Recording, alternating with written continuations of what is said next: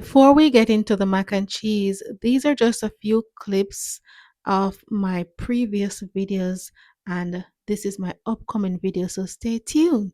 Hey, food lovers, welcome back to my kitchen. Today, we're making one of my Thanksgiving must haves, creamy, cheesy, baked mac and cheese. Before I go any further in the video, let's reach out to Jamaica, guys. Let's reach out to our families and friends, our neighbors back home, check on everyone, whoever we can. For right now, we're not able to get through to anyone, but as soon as we can, let's see what we can do to help each other, okay? So the cheese that I'm using for my sauce is sharp cheddar. I'm using the Cabot white creamy cheddar. I'm also using mozzarella cheese, and I'm using pepper jack cheese as well. Yes, I am. I am also using just a hint of smoked gouda for that deep, rich flavor. And I also have some velveeta. I have never used it, so I was kind of skeptical. But at the end, I needed some more cheese, and I did went in with some velveeta, as you will see later on in the clip. And I do know that everyone have their type of cheese that they like to use. So you can go ahead and use your favorite type of cheese. And I am going to save this piece of cheddar cheese to go on top. And I'm hanging on to the Velveeta for right now. So here I have my boiling water. I'm going to go in, add some salt, add a little seasoning, and we're going to boil our macaroni.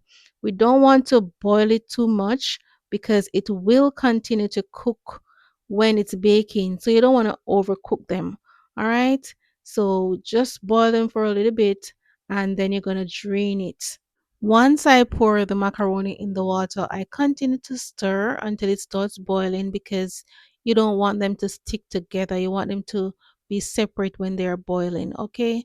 So just like that, you want to stir it up occasionally to make sure that your macaroni is not sticky. So just like this, it's partially cooked and I'm going to remove it from the stove, strain it off and set it aside and move on to the cheese sauce. So I added about 2 tablespoons of butter. I'm going to sprinkle in about a tablespoon of flour and we're going to stir that in. That will give your cheese sauce a little hold, like a little thickness. All right, so we're going to stir that in nice. We don't want the flour to burn, so make sure your stove is turned down. And I'm using carnation milk. I will add cream at the end, or you can use milk, just regular milk. It's up to you. And I am going to pour in 2 cans of carnation milk and then we're going to start melting our cheese. I like to add flavor to my mac and cheese, so I will also add some seasoning to the mac and cheese, but we're not ready for that yet. We just want to go ahead and get the cheese sauce started.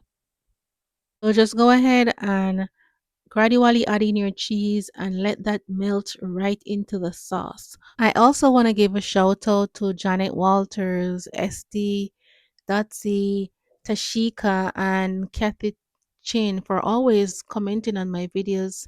There are a few more people, but I'll shout you out in the next one. Thank you for liking and commenting all the time. I really do appreciate the interaction and the genuine support that I have gotten from you guys over the years. Also, shout out to Patricia Brown for always sharing my videos.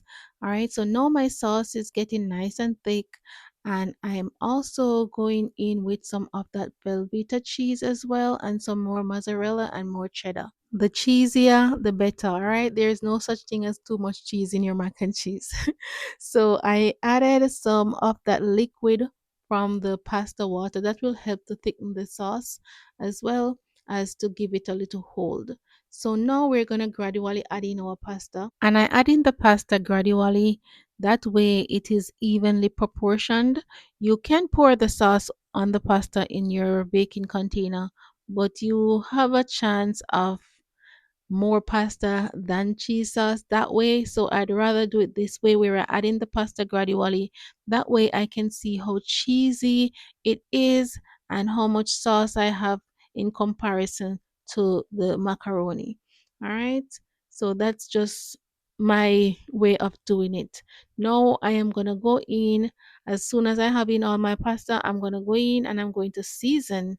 I'm adding in some paprika, add a little pinch of cayenne for a little kick, and I add some garlic and herb seasoning. I just add whatever seasoning that I like on my pasta, some Creole all purpose seasoning. To be frank, You don't necessarily have to season your mac and cheese. It is a preference. So if you want to go ahead and skip this step, go ahead and feel free to skip this step. You don't have to add any seasoning if that's not a thing that you normally do. All right. But I'm adding some flavor in this mac and cheese. Once it has my desired taste, I'm gonna go ahead and I'm gonna pour it into that same baking pan that I grated the cheese in. This is how it's looking, guys, but I need it a little more creamier, so I know I'm gonna go in with my heavy cream and stir it around a little bit, and then I pour it into my baking pan. And the reason for this is I like when I'm eating mac and cheese, it's loose. It's not thick. If you know what I mean, I don't like a big chunk of mac and cheese that is thick. I like it creamy and loose. So this is also a preference. It's up to you how you like it. That is why when I put it in the oven, I don't bake it for a long time, because you know how some people like to slice their mac and cheese and give it like a pull. They add a lot of mozzarella. So if you want a pull like that, add a lot of mozzarella in your mac and cheese. That's not important to me. For me, it's the creaminess and the flavor. That's it. All right. So I also don't bake it for a long time. 10 minutes tops at 375 degrees or 350, and it's fine for me. Now I'm going in with some sharp cheddar on top to give it that nice golden crust, and on top of that I'm sprinkling on some paprika to give it a little color. All right, so I have my oven preheated at 350 degrees.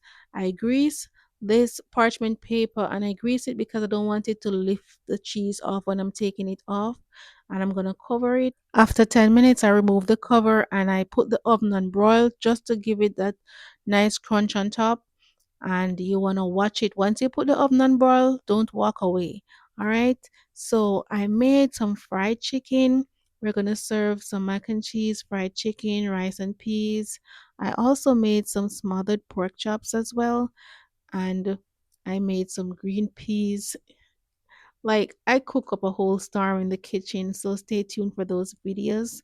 We're gonna go ahead and serve up this cheesy, creamy mac and cheese with some delicious rice and peas.